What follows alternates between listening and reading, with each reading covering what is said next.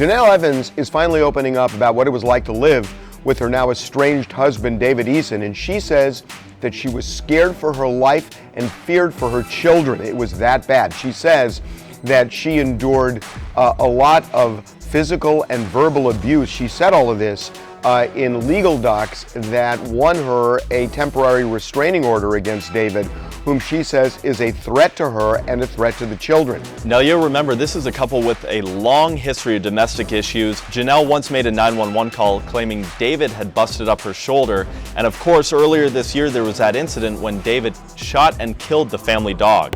Dave, everybody wants to know why you killed the family dog. Stop talking to me. So the restraining order does not allow David to get close to Jenelle nor her kids, and he can't have contact with them either. So Billie Eilish debuted a new hairstyle over the weekend, a big old mullet. And when I saw her at LAX, I had to ask her about the new hairstyle, and she was surprised that people were saying that. All your fans are loving the mullet. Are you gonna start a trend now? Mullet? Your mullet. What do you mean mullet? That's what they say, the mullet. That's so mean. Is that mean? No, listen, you know what happened? What happened? Somebody dyed my hair and they burnt half of it off. And you had to now it looks like a mullet, but that shit is not on purpose, though. Keep the mullet, Billie. No, I'm growing that shit out. She thought that it was mean that people thought she had a mullet, but in reality, we all love it, Billie. You gotta keep it.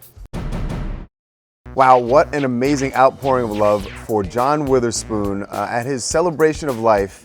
And you gotta tell, I mean, it was so obvious how much this guy was loved by the people who turned out and the things that they said about him.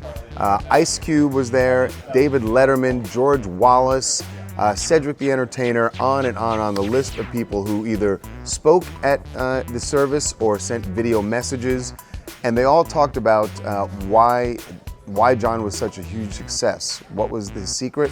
And they all said it was his love of the people around him, and the way he treated everyone that he worked with.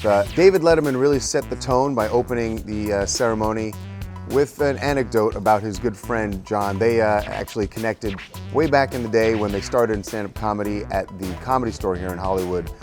This is how David opened the celebration. I can't tell you the disappointment that this day brings me, because John was supposed to speak at my funeral. Now what am I going to do? If you're interested, sign up in the lobby. And Ice Cube shared a really funny anecdote about the man they called Pops, Granddad from the Boondocks. He remembered the moment that he knew he wanted John Witherspoon to play his father in Friday.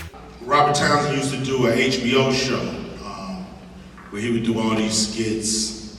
And I saw John Witherspoon on one of his skits. He had one line, and I knew I wanted him to be my father on Friday. His one line was, "Why the hell they ain't playing no Al Green in here?"